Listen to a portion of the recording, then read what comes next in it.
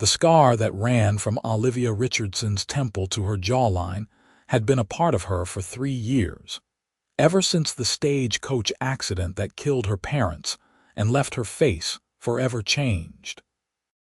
She stood at the counter of Hamilton's General Store in Nevada on a sweltering July morning in 1878, acutely aware of the way Mrs. Patterson's eyes lingered on the twisted pink tissue that marked her left cheek before the woman turned away with a barely concealed grimace. The summer heat made everything worse, made her skin feel tight and exposed, made her want to disappear into the dusty floorboards beneath her worn boots. "That will be $2 for the flour and sugar, Mrs. Patterson said. Her voice clipped as she wrapped the goods without meeting Olivia's eyes. Olivia counted out the coins with trembling fingers, her long chestnut hair falling forward to partially shield her face. It was a habit now, this hiding. She had learned quickly after the accident that people found it easier to look away than to see her, that sympathy quickly turned to discomfort, that the pretty 21-year-old girl she had been was gone, replaced by someone people whispered about in pitying tones. The bell above the door chimed as she gathered her packages, and she heard the familiar cruel laugh of Sarah Mitchell and her friends entering the store. Olivia's stomach clenched. Sarah had been relentless since the accident, as if Olivia's scars were a personal affront to her sensibilities. "Oh my," Sarah said loudly, her voice dripping with false concern. "Olivia, you really should wear a veil when you come into town. It is terribly upsetting for people to have to look at that face during their morning shopping." Her companions tittered, and Olivia felt heat flood her cheeks. The scars were not just on her face. The accident had left marks down her neck, across her shoulder, along her collarbone. Reminders carved into her flesh of the day everything had shattered. "Sarah, that is enough," Mrs. Patterson said weakly, but there was no real conviction in her voice. "I am only thinking of others," Sarah continued, stepping closer. "Honestly, if I looked like that, I would never leave my house. How mortifying it must be to walk around frightening children and decent folk." Olivia clutched her packages tighter, her vision blurring with unshed tears.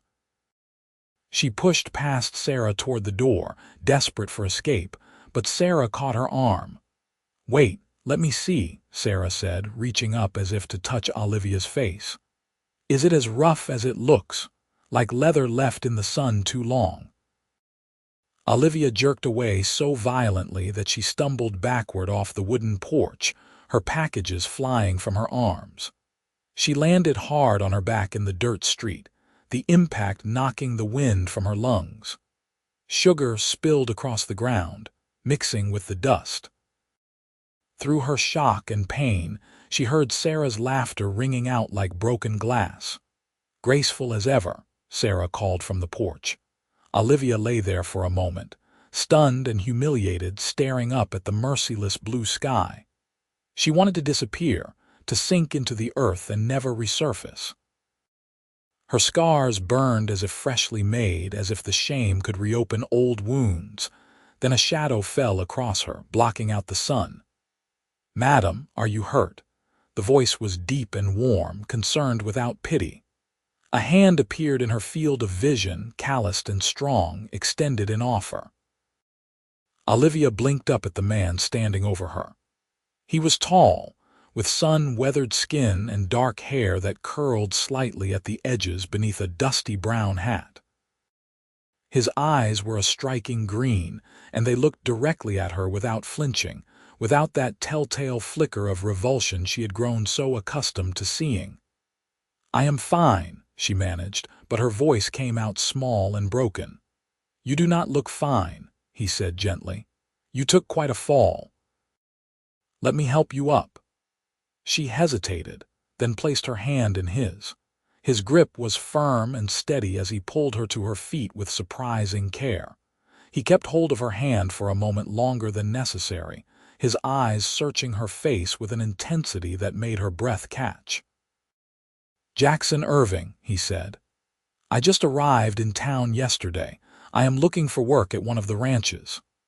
Olivia Richardson, she whispered, already turning her scarred cheek away from him, but his hand came up, gentle but deliberate, and tilted her face back toward him. The gesture was so unexpected, so bold that she froze. You do not need to hide, he said quietly. Not from me. Sarah's voice cut through the moment like a knife. Oh, how touching. The drifter has low standards. Perhaps he has vision problems. Jackson's jaw tightened, but he did not look away from Olivia.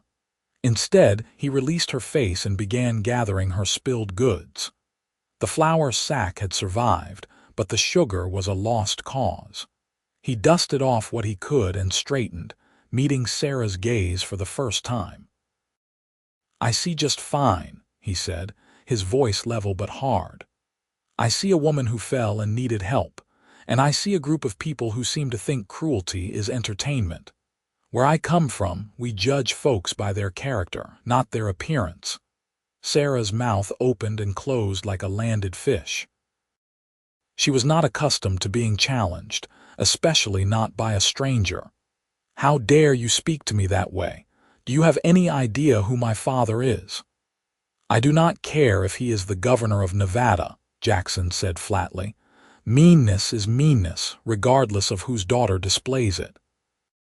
He turned back to Olivia, his expression softening immediately. Do you have a wagon? Let me carry these for you.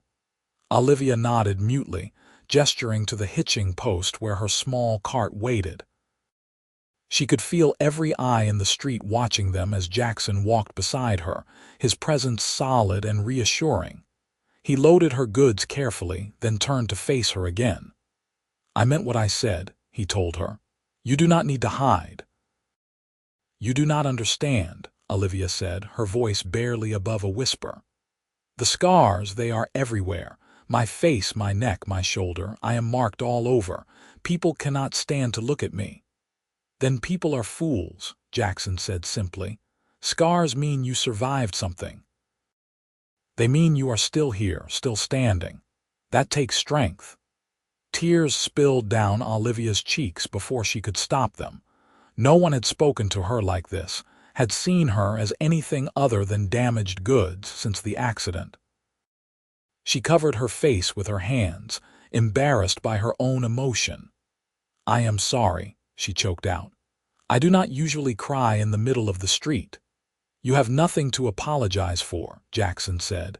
His hand rested briefly on her shoulder, warm even through the fabric of her dress. Those women should be ashamed of themselves, not you. Olivia lowered her hands and looked at him properly. He was young, perhaps 24 or 25, with the lean, hardened build of a man who worked with his body. There was a kindness in his eyes that seemed at odds with the rough exterior, a gentleness that made her chest ache with something she could not name. Where are you staying? She asked, trying to compose herself. The boarding house on 3rd Street for now, he said, but I hope to find work soon. I heard the Double R Ranch might be hiring. That is my uncle's ranch, Olivia said. I live there. I could put in a word for you. Jackson's face lit up with a smile that transformed his features from handsome to genuinely beautiful. Would you? That would be mighty kind of you. It is the least I can do, Olivia said. After you helped me. I did not help you to get something in return, Jackson said seriously. I helped you because it was the right thing to do. They stood there for a moment, the bustle of Hamilton's Main Street moving around them like water around stones. Olivia felt something shift inside her chest, something that had been frozen since the accident beginning to thaw. Come to the ranch tomorrow morning, she said.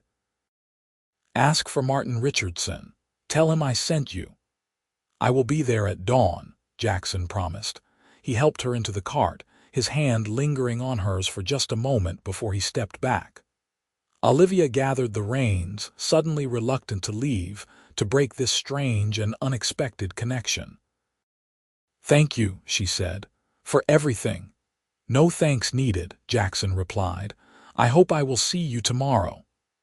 Olivia nodded and urged the horse forward, feeling Jackson's eyes on her as she drove away. Her heart was pounding in a way that had nothing to do with fear or humiliation, and everything to do with the way he had looked at her, really looked at her, without turning away. The ride back to the Double R took 30 minutes through the Nevada desert landscape, sagebrush and scrub dotting the dry earth. Olivia's uncle had taken her in after her parents died, had given her a home and work in the ranch house kitchen. He was a good man, if gruff, and he treated her with more kindness than most. But even he sometimes looked at her scars with sorrow, as if mourning the niece she used to be. The ranch house came into view, a sprawling structure of weathered wood with a wide porch. Horses grazed in the nearby corral, and she could see ranch hands working in the distance. This had become her sanctuary, her hiding place from the judgment of town. She unhitched the cart and carried her supplies inside, where her uncle's housekeeper, an older woman named Rosa, was preparing lunch. "How was town?" Rosa asked, then took one look at Olivia's face and frowned. "What happened?" "The usual," Olivia said tiredly. "Sarah Mitchell and her friends." Rosa made a disgusted noise. "That girl has a vicious streak. Her mother should be ashamed." "A man helped me," Olivia said, surprising herself by bringing it up. "A stranger. He was kind." Rosa's eyebrows rose. "A man? What man?" "His name is Jackson Irving. He is looking for ranch work. I told him to come here tomorrow to speak with Uncle Martin. You invited a stranger to the ranch."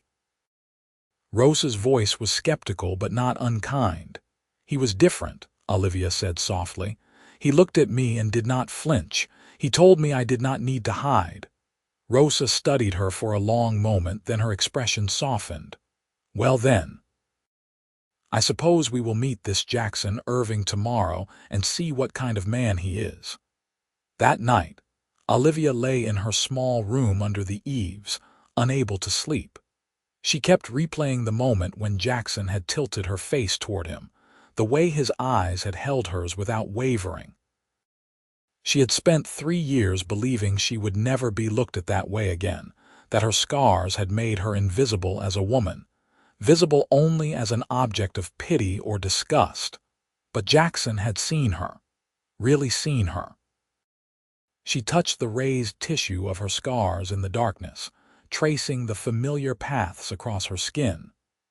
The doctors had told her she was lucky to be alive, that the injuries could have been so much worse. But lying in her bed night after night, facing a future of loneliness and rejection, she had not always felt lucky. Dawn came slowly, painting the desert in shades of gold and amber. Olivia was up before the sun, helping Rosa prepare breakfast for the ranch hands. She found herself glancing toward the road more often than necessary, her stomach fluttering with nervous anticipation. Jackson arrived precisely at dawn, riding a solid bay horse that looked as trail-worn as its rider. He dismounted in the yard, and Olivia watched from the kitchen window as her uncle approached him. The two men shook hands, and she could see them talking, though she could not hear the words. After a few minutes, her uncle gestured toward the barn, and Jackson led his horse in that direction. Olivia felt a stab of disappointment. She had hoped that he might ask to see her. But then the kitchen door opened and her uncle stepped inside, Jackson behind him. "Olivia," her uncle said, his weathered face neutral. "This young man says you recommended him for work." "Yes," Olivia said, suddenly nervous. "He helped me in town yesterday." Her uncle grunted. "He has experience with horses and cattle, says he can handle himself in a fight if necessary, though I told him we do not tolerate brawling among the hands. I am willing to give him a trial period." "Thank you, sir," Jackson said. His eyes found Olivia's across the room, and she saw the warmth there, the genuine pleasure at seeing her again. "Do not thank me yet," Martin said gruffly. The work is hard and the pay is not much, but you will get 3 meals a day and a bed in the bunkhouse. Olivia, get this man some breakfast. He looks half-starved.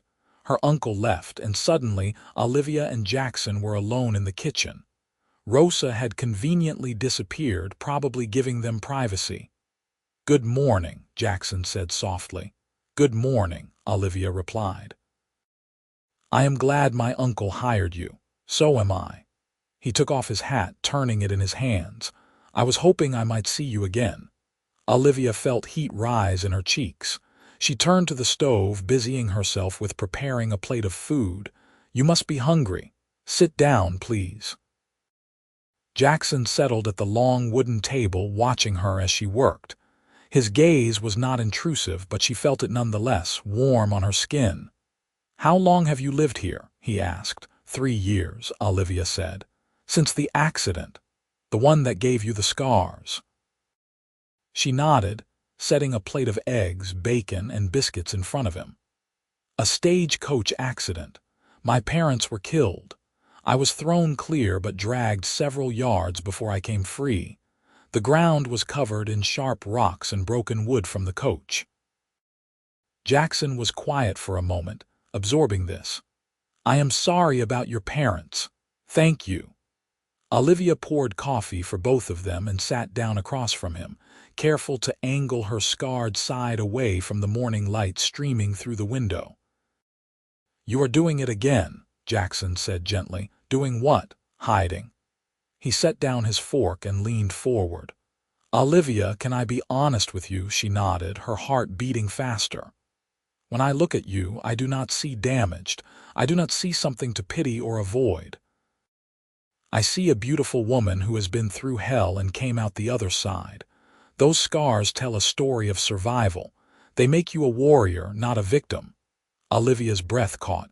"You cannot mean that." "I absolutely mean it." Jackson's green eyes were intense, sincere. "Beauty is not just about smooth skin and symmetry. It is about strength and courage and the light inside a person. You have all of that." "You do not know me," Olivia whispered, but there was no heat in the words, only confusion and hope tangled together. "Then let me know you," Jackson said. "Give me that chance." They stared at each other across the table, the moment stretching between them like something physical. Olivia felt tears threatening again, but these were different from yesterday's tears of humiliation.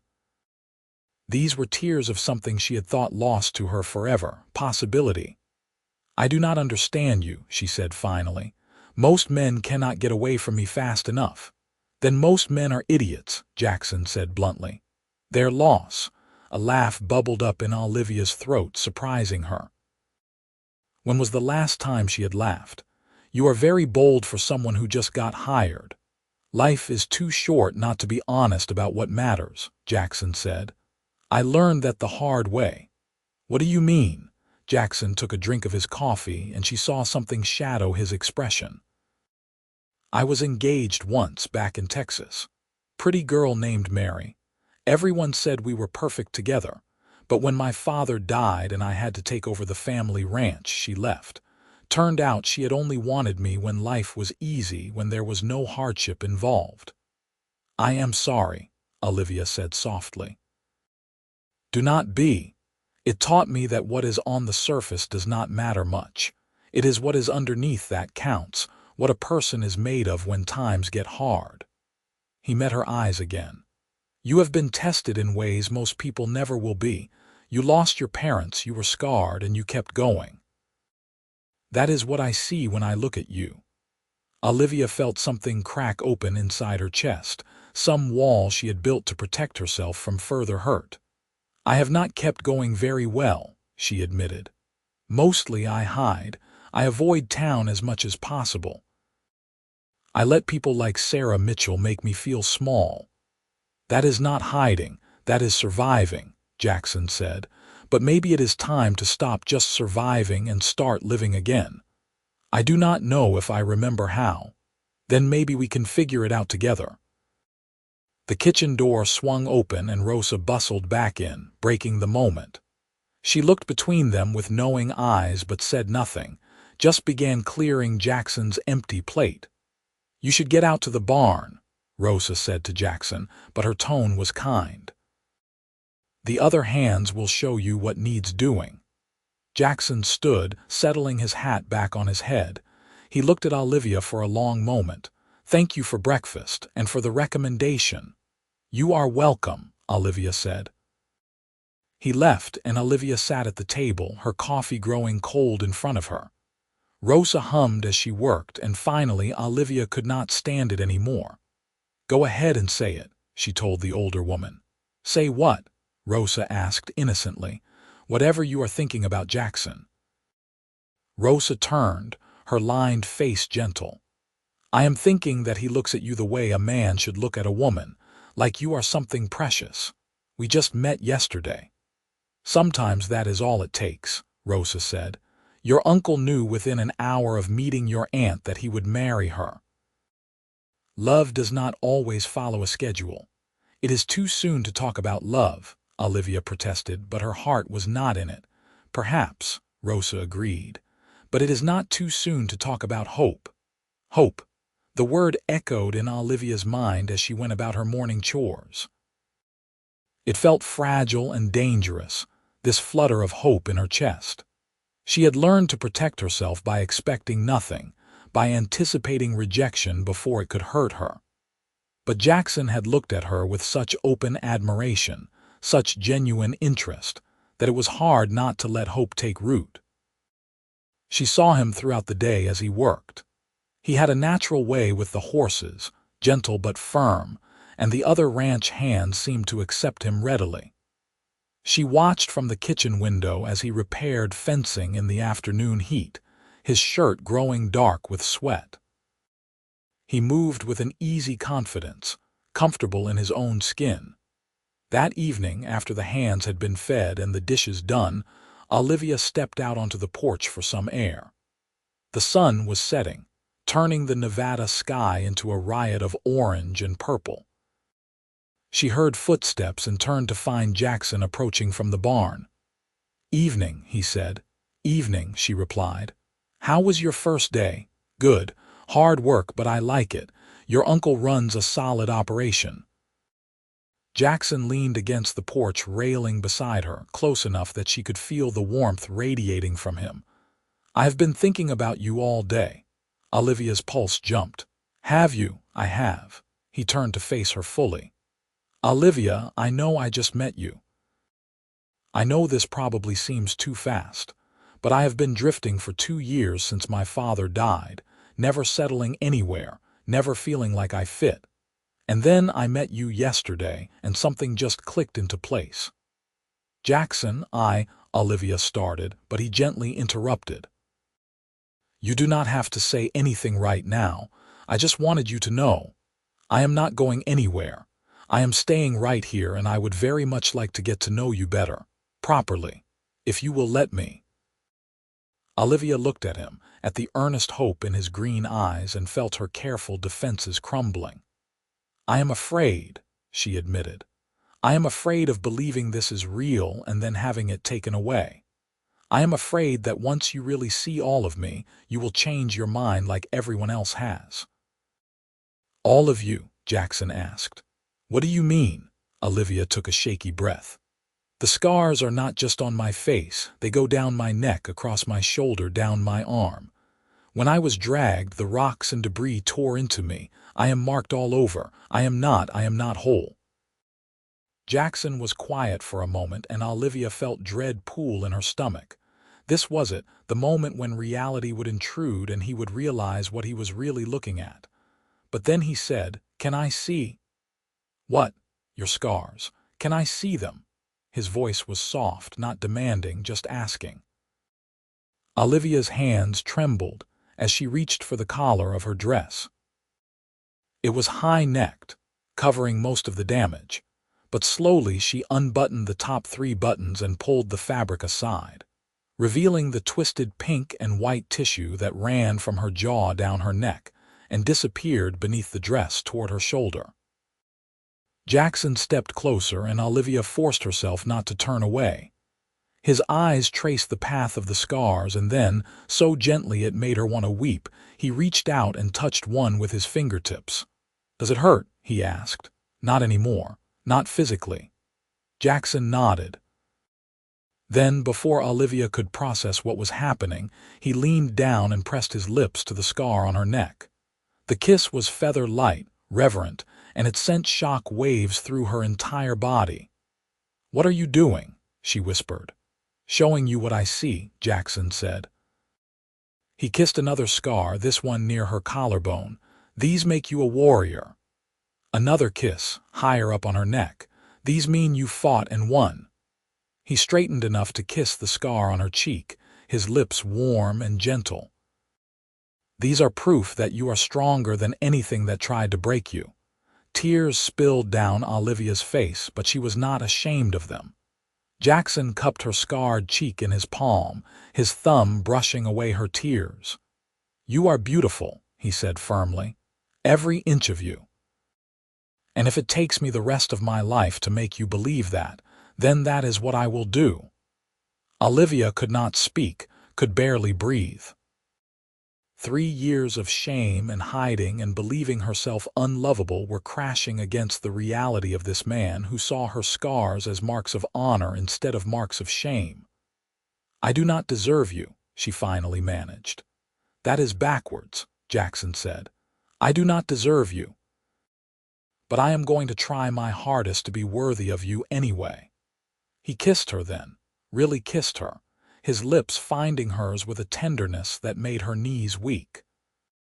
Olivia had thought she would never be kissed again, never be wanted again, but here was Jackson, holding her like she was precious, kissing her like she was everything. When they finally broke apart, both breathing hard, Jackson rested his forehead against hers. "Tell me I am not alone in this," he said. "Tell me you feel it too." "I feel it," Olivia whispered. "It terrifies me, but I feel it." "Good terror or bad terror, despite everything," Olivia laughed. "I do not know if there is good terror." "Sure there is," Jackson said. "The terror of standing on the edge of something wonderful and not knowing if you will fly or fall.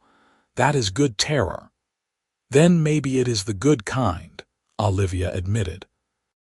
They stood together on the porch as the stars began to emerge in the darkening sky, and Olivia felt something she had not felt in 3 long years. She felt seen. Not pitied, not avoided, but truly seen and impossibly valued. The next weeks passed in a blur of discovery. Jackson proved himself invaluable on the ranch, and Olivia's uncle quickly came to depend on him.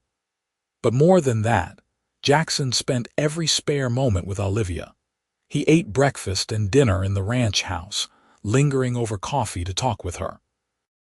He helped her in the garden in the early mornings before the heat became unbearable. He asked her about her life before the accident, about her parents, about her dreams. And slowly, carefully, Olivia began to open up. She told him about her mother, who had been a school teacher with a love of poetry. Her father, who had been a surveyor, always traveling to map new territories. She told him about her childhood, about the girl she had been who had loved to dance and sing, and who had never questioned that she would someday marry and have a family of her own. "You can still have all of that," Jackson said one evening as they sat by the creek that ran through the ranch property. "The dancing and singing and family. Nothing has changed except the surface." "Everything has changed," Olivia said, but there was less conviction in it than there once had been. "Your scars have changed," Jackson agreed, "but you have not the important parts." He was patient with her, never pushing, always giving her space to retreat when her old fears rose up, but he also never let her hide for long. When she angled her face away, he would gently turn it back. When she made self-deprecating comments about her appearance, he would contradict her with such sincerity that she began, slowly, to believe him. One Sunday, Jackson asked if she would accompany him to church in town. Olivia's stomach clenched with anxiety. She had not been to services since the accident, too afraid of the stares and whispers. "I do not know," she said. "People will talk." "Let them talk," Jackson said. "I want to walk into that church with you on my arm. I want everyone to see that I am proud to be with you." "Jackson, you do not understand what it is like. The things people say." "Then help me understand," he said gently. Olivia told him about Sarah Mitchell and her friends, about the children who pointed and cried, about the women who clutched their crosses and murmured about God's judgment.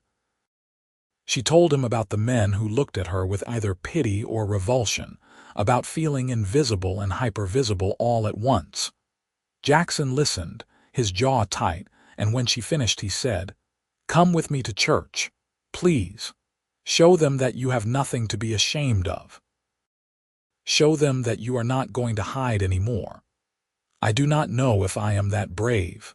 "You are," Jackson said. "You are the bravest person I know. You just have to believe it." So the following Sunday, Olivia found herself in her best dress, her hair carefully arranged, sitting beside Jackson in the wagon as they drove into Hamilton. Her hands were shaking, and she kept resisting the urge to jump out and run back to the safety of the ranch. Jackson reached over and took her hand, lacing his fingers through hers. "I am right here," he said. "I am not going anywhere." The church was a simple white building with a tall steeple, and it seemed like every eye in the congregation turned to look as they entered.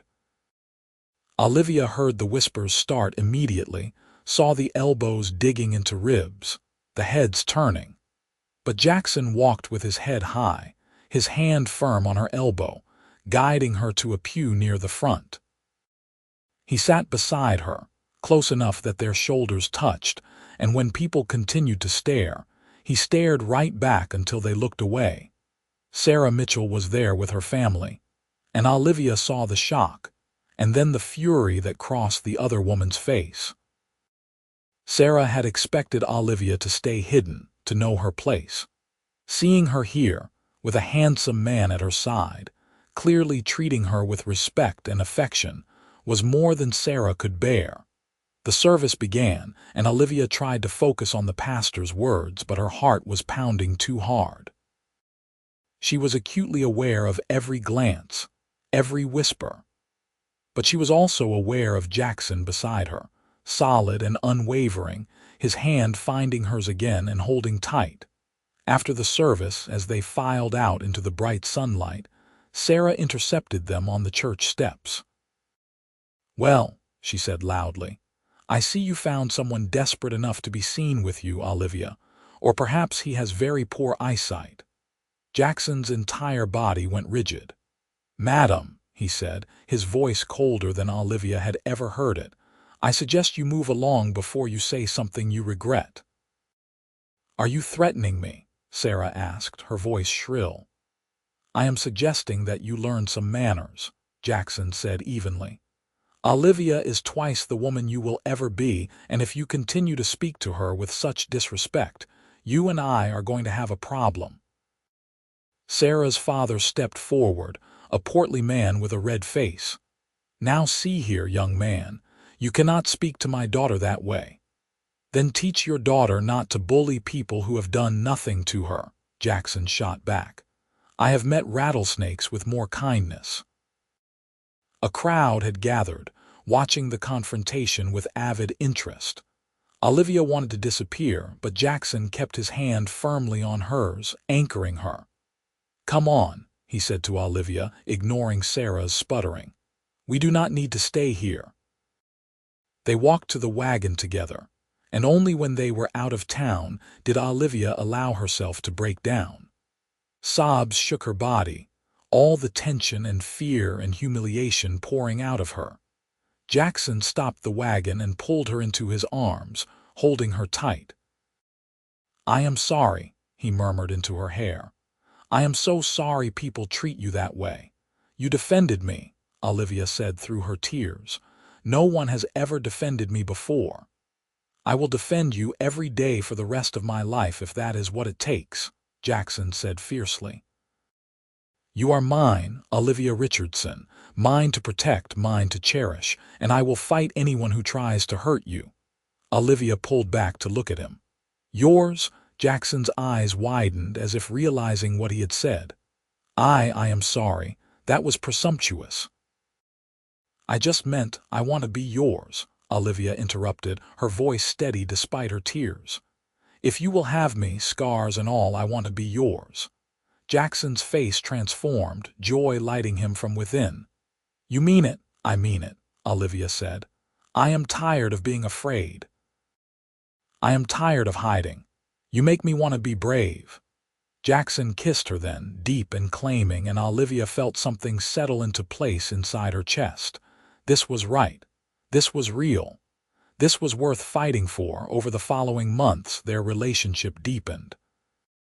Jackson officially courted her, with her uncle's grudging but genuine approval. He took her on walks through the desert in the cool evenings, taught her to ride better, brought her wildflowers that grew in impossible places. He continued to kiss her scars, all of them, whenever she grew self-conscious or started to hide. These make you a warrior, he would say, over and over, until Olivia began to believe it herself. She grew stronger, more confident.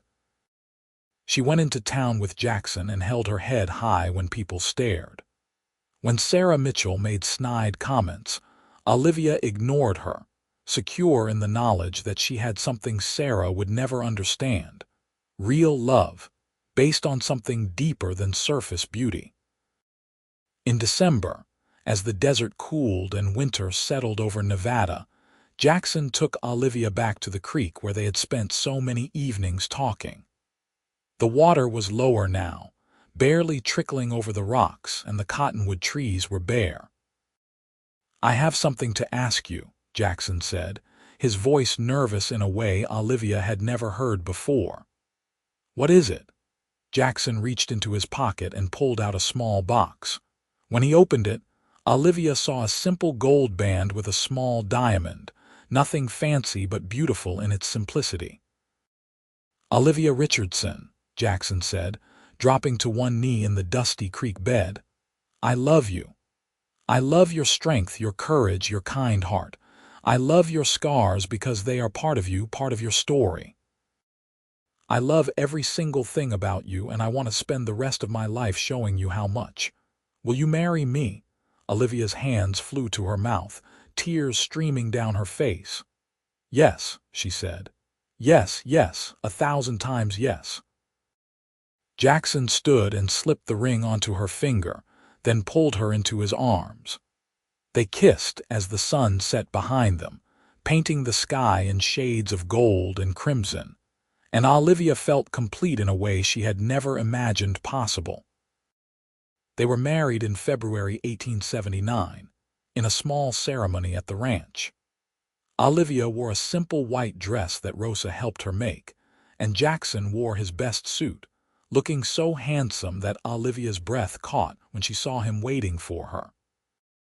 Her uncle walked her down the makeshift aisle in the ranch house parlor, and the only guests were the ranch hands and Rosa, and a few friends from neighboring properties. Sarah Mitchell was not invited, and Olivia did not spare her a single thought. She was too busy looking at Jackson, at the love shining in his eyes, at the future stretching bright before them. When the pastor pronounced them husband and wife, Jackson kissed her with such tenderness that several of the ranch hands had to wipe their eyes. The celebration afterward was simple but joyous, with music and dancing and more food than Olivia had seen in years. Late that night, in the small house her uncle had given them as a wedding present, Jackson slowly helped Olivia out of her dress. His hands were gentle as he revealed each scar, and he kissed them all one by one, murmuring words of love and devotion. "These make you a warrior," he whispered against her skin. "My warrior, my wife." Olivia had spent so long believing her body was something to hide, something shameful and broken.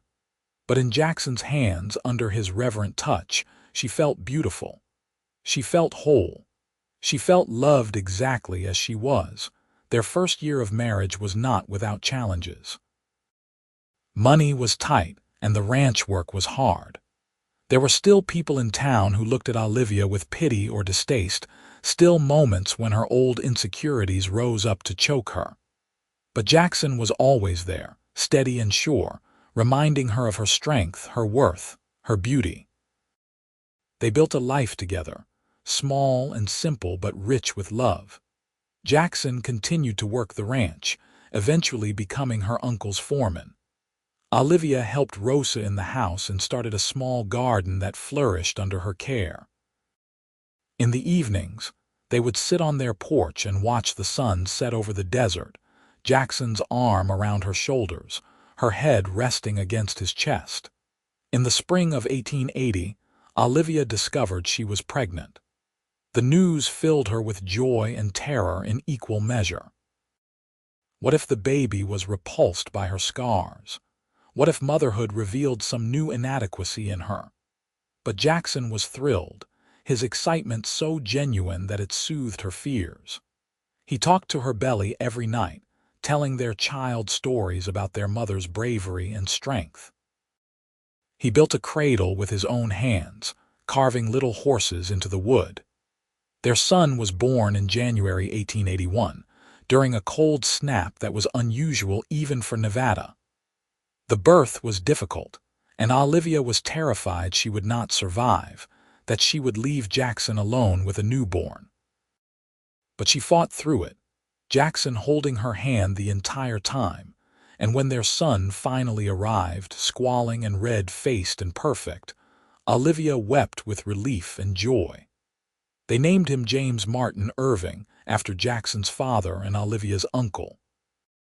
He was a healthy baby with his father's green eyes and his mother's dark hair. From the very beginning, he seemed fascinated by Olivia's scars, touching them with his tiny fingers as if they were the most natural thing in the world. "See," Jackson said, watching his son trace Olivia's scars with wonder. "Even he knows. These are just part of who you are, part of what makes you his mama." Olivia looked at her husband and her son, at the family she had built despite believing she would never have one, and felt gratitude so intense it was almost painful. She had been broken and scarred, had been humiliated and rejected, had believed herself unworthy of love. But Jackson had seen past the surface to the truth beneath. He had loved her not despite her scars, but as a complete person, scars included. "These make you a warrior," he had said that first day, and he had never stopped saying it. And slowly, over time, Olivia had come to believe it herself. Years passed and their family grew.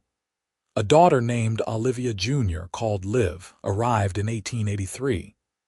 Another son, Thomas, came in 1885. Each pregnancy was challenging, each birth difficult, and each time Jackson was there, holding Olivia's hand, telling her how strong she was, how brave. Their children grew up knowing their mother's scars were nothing to be ashamed of. They asked about them, of course, the way children do, and Olivia told them the truth, that she had been hurt badly, but she had survived, and surviving had made her strong. Like a warrior. Little James asked when he was 6. "Exactly like a warrior," Jackson confirmed, winking at Olivia. In 1890, when Olivia was 33 and Jackson was 36, her Uncle Martin passed away peacefully in his sleep. He left the Double R Ranch to Olivia and Jackson, a final gift from a man who had taken in his scarred niece and given her a home when she needed it most. They ran the ranch together, partners in every sense of the word. Jackson handled the cattle and horses, while Olivia managed the finances and household. They were respected in the community now, their love story something of a legend in Hamilton. People spoke of the cowboy who had fallen in love with the scarred woman and had shown the whole town what real love looked like. Sarah Mitchell had married a banker from Carson City and moved away years earlier, but Olivia heard through gossip that the marriage was unhappy. She felt a twinge of pity for the woman who had once tormented her so cruelly. Sarah had spent so much time focused on surface beauty that she had never learned what really mattered. On their 15th wedding anniversary, Jackson took Olivia back to the creek where he had proposed. Their children were old enough now to stay with Rosa for an evening, and it felt luxurious to have time alone together. "You remember?" Jackson asked, gesturing to the spot where he had knelt in the dirt. "I remember every second," Olivia said. "I remember thinking I must be dreaming, that nothing so wonderful could be real." "It was real," Jackson said, pulling her close. "It is real. 15 years, 3 children, and I love you more now than I did that day." "How is that possible?" Olivia asked, only half joking. "Because every day I learn something new about you," Jackson said. "Every day I see your strength, your kindness, your courage. You amaze me, Olivia Irving. You always have." Olivia touched the scars on her face, a gesture that had become less self-conscious over the years and more contemplative. "I spent so long thinking these ruined my life," she said quietly. "But they led me to you. If the accident had not happened, if I had not been scarred, I might have married someone like Sarah's husband, someone who valued the wrong things. I never would have known what it felt like to be loved for who I really am." "The scars did not lead you to me," Jackson corrected gently. "You led you to me. Your strength, your survival, your refusal to completely give up even when you wanted to. That is what brought us together." "These make me a warrior," Olivia said, echoing the words he had said so many times over the years. "Yes," Jackson agreed. "They do, my warrior, my wife, my love." They kissed as the sun set over the Nevada desert, the same desert where they had found each other all those years ago. The same desert where a cowboy had looked at a scarred woman and had seen not damage but strength, not shame but courage. Around them, the land stretched vast and unchanging, witness to their love story. A story that had started with humiliation and had transformed into healing. A story that proved that beauty was not about perfection, that love was not about surfaces, that scars could be badges of honor instead of marks of shame. In the distance, they could hear their children playing at the ranch house, their laughter carrying on the evening breeze. James would be 10 soon, Liv was 7, and Thomas was 5. They were growing up knowing that their mother was beautiful, that her scars were part of her story. That strength came in many forms. "We should get back," Olivia said reluctantly. "In a minute," Jackson said. "I want to stay here with you just a little longer." So they stood together in the fading light, the creek trickling softly beside them, 2 people who had found each other against all odds. 2 people who had built something precious and lasting out of pain and healing and love that saw beyond the surface to the truth beneath. Olivia's scars would never fade completely. They were a permanent part of her, carved into her skin by tragedy, but they no longer defined her. She was a wife, a mother, a rancher, a woman who had survived and thrived.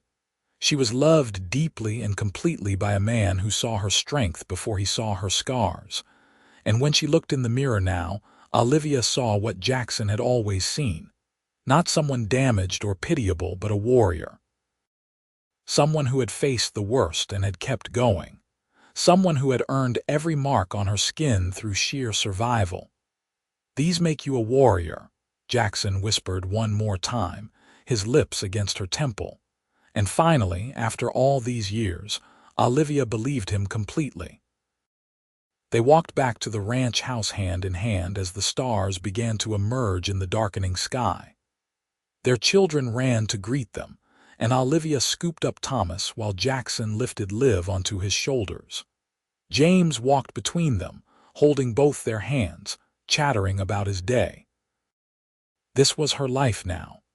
Not the life she had imagined before the accident, but something richer and deeper. A life built on real love, real acceptance, real understanding. A life where her scars were acknowledged but not defining, where she was valued for who she was rather than what she looked like. That night, after the children were asleep, Olivia and Jackson lay in bed together, his arm around her shoulders, her head on his chest. She could hear his heartbeat, steady and strong, and she thought about the journey that had brought them here. "Thank you," she whispered into the darkness. "For what?" Jackson asked sleepily. "For seeing me," Olivia said. "For really seeing me when everyone else looked away." Jackson tightened his arm around her. "You are impossible not to see, Olivia Irving. You shine too bright." Olivia smiled against his chest. There had been a time when she would have argued with him, would have listed all the reasons she was not worth seeing. But that time was long past. She had learned, slowly and painfully, to see herself through Jackson's eyes. And through those eyes, she was beautiful. Outside, the Nevada wind whispered through the sagebrush, carrying with it the promise of tomorrow. More days of hard work and simple joys, of children growing and love deepening, of a life lived fully and without shame. Olivia's scars were still there, still visible, still sometimes the first thing people noticed about her. But they no longer filled her with shame or fear. Instead, they reminded her of what she had survived, what she had overcome. They reminded her that she was strong enough to face anything, brave enough to love even when love seemed impossible. They reminded her always that she was a warrior. And warriors did not hide. Warriors stood tall and faced the world head-on, scars and all. Warriors loved and were loved in return. Warriors built families and ranches and lives worth living. Warriors survived and thrived and showed others that beauty came in many forms, that strength could be worn on the skin as well as held in the heart. Olivia closed her eyes, safe in her husband's arms, surrounded by the evidence of the life they had built together. Her scars no longer hurt. They never would again. Because Jackson had kissed each one and had declared them marks of honor, because he had loved her exactly as she was. Because he had seen the warrior in her when she could not see it herself. And that love, that acceptance, that unwavering belief in her worth had healed wounds that went far deeper than any scar could reach. In the morning, they would rise and begin another day on the ranch. There would be cattle to tend and children to feed, and 100 small tasks that made up their lives. There would be challenges still, moments when the old fears tried to resurface, times when the world seemed harsh and unforgiving. But there would also be love. There would be Jackson's hand finding hers across the breakfast table. There would be their children's laughter echoing through the house. There would be quiet evenings on the porch, watching the sun set over the desert they both loved. And through it all, Olivia would carry the knowledge that she was enough. Scars and all, she was enough. She was loved. She was valued. She was a warrior. And that knowledge, that absolute certainty, was worth more than a lifetime of unblemished skin. It was worth more than any amount of surface beauty. It was worth everything.